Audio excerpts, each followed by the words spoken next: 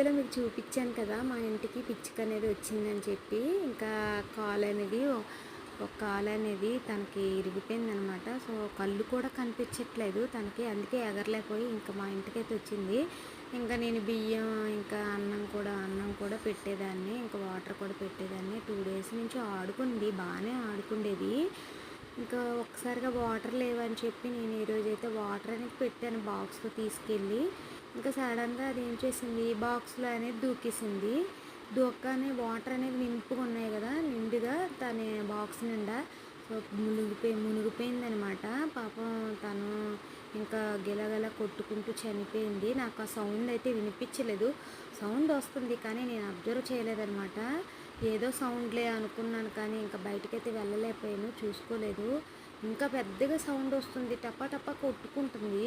ఇంకా ఏంటబ్బా అంత సౌండ్ వస్తుందని చెప్పి ఇంకా బయటకు వచ్చి చూసేసరికి ఇంకా పిచ్చుక అనమాట. ఇంకా ఫాస్ట్గా వెళ్ళైతే తీసేసరికి అది చనిపోయిందనమాట. చాలా బాధ అనిపించిందండి. మనిషి అని అంతే కదా. ఐ మిస్ యూ పిచ్చుకమ్మ, ఐ మిస్ యూ.